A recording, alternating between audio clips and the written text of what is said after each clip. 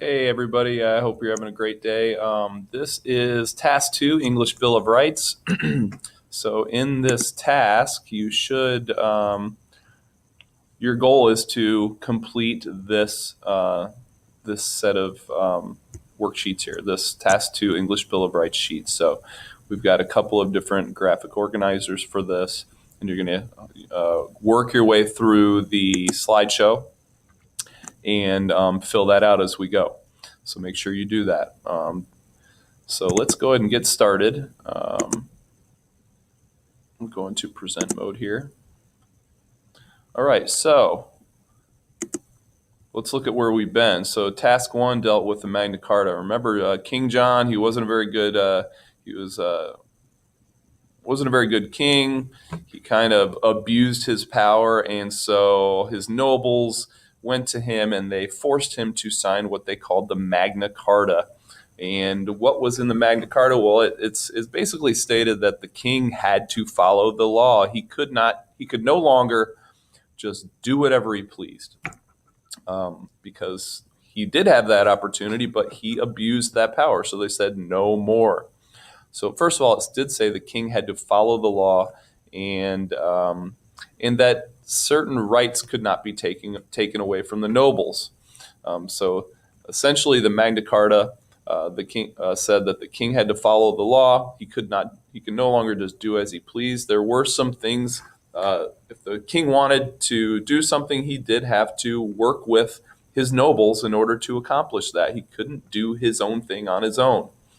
And another part of that was that certain rights could not be taken away from the nobles. And then later on, that would extend to all people, that all people had certain rights that could not be taken away. Okay, that probably sounds kind of familiar to our Declaration of Independence, right? Remember, the Magna Carta came long before our Declaration of Independence, right? Hundreds of years before. And what you're going to learn about today, which is the English Bill of Rights, that also came about 100 years before the time period that we're really studying right now in U.S. history. So we want to see, did those things influence our Constitution, and how did they influence our Constitution? All right. So that's a review of the Magna Carta. Let's look at the Glorious Revolution of 1688, because that does have a lot to do with how the English Bill of Rights came to be. Remember, this is a good 100 years before the time period that we're studying in American history, okay? But it's important to know because it did influence our Constitution. So, Glorious Revolution of 1688, England and Scotland had this king named King James. He became King of England and Scotland in 1685, as you can see here. One of the things when he became king was that he wanted to create some religious freedom, which is all fine and dandy. However, he wanted to do it without getting permission from Parliament. And remember, we just mentioned from the Magna Carta, what does the king have to do? He has to follow the law, which means you can't just do anything that you want to anymore as a king. You have to work with Parliament. So he wanted to create religious freedom, but to do it, in order to do that, what he did was he canceled laws passed by Parliament. You can't do that anymore, King James. So that was a big no-no. And people had just about enough of that sort of thing.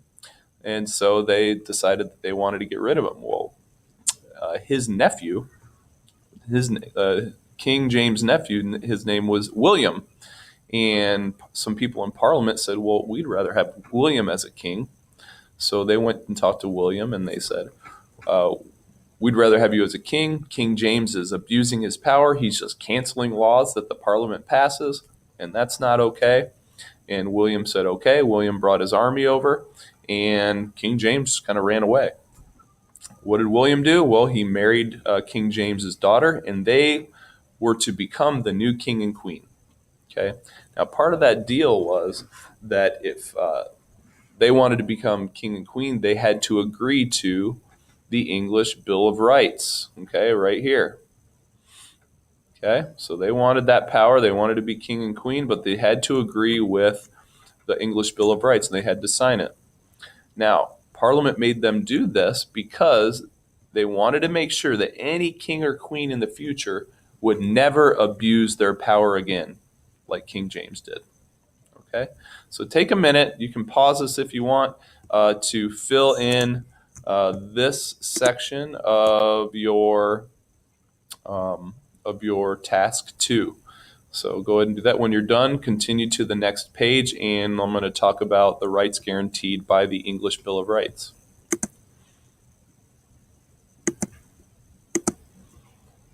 All right, on to the English Bill of Rights. What did the English Bill of Rights say? So William and Mary signed it, and Parliament approved it. First of all, it did say William and Mary were going to be the new king and queen, and it said that all Englishmen now had certain rights that couldn't be taken away. So here they are. First, one of those was the right for Parliament, not the king, to decide on taxes. The king could not just say, I want to tax this or tax that. That would be fine. He can say that he wants that, but Parliament had to approve it. Okay, so the king no longer had absolute power.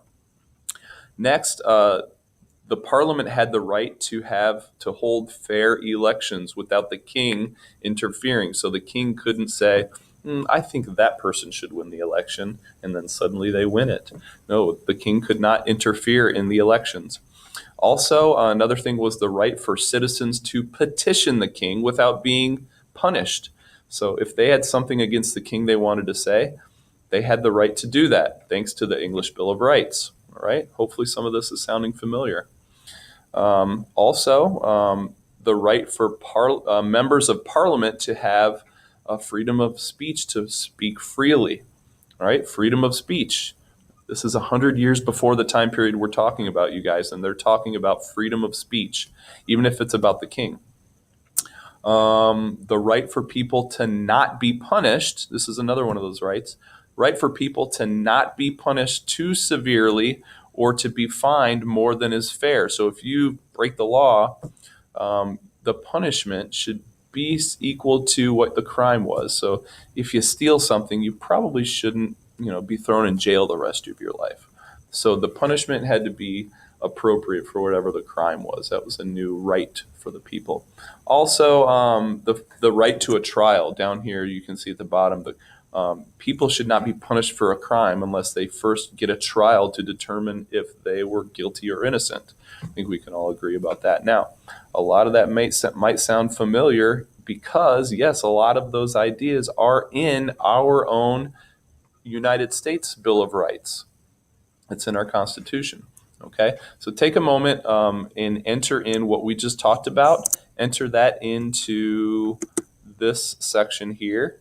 So you might want to pause it, and then when you're done with that, you should complete these 2 sections below. So go ahead and pause and fill this section out. Next, you are going to take this link here. That is an O right there, guys. That's a capital O. You'll want to go to this link. That'll open you up to this website, and then you'll see the United States 10 Amendments. The 10 Amendments to the United States Constitution are right here. And what we want you to do on this is go to the link and look at those 10 amendments and look at which amendments from the U.S. Constitution remind you of the English Bill of Rights, the ones we just looked at. And what you should do is write the amendment number and what it says. Okay? Write the amendment number and what that amendment says. So if it reminds you, if any of these remind you of any of these, then write it down and write down what the number is and then what the amendment actually says. Okay? Lastly, after you do write down a couple of those, lastly, what would you say that the English Bill of Rights influenced the U.S. Bill of Rights? Why or why not? Okay, so you'll say yes or no, and this is why or why I do not think that. All right. I hope that helped. There'll also be a link for the slideshow, so you can just check that out on its own. Have a good day.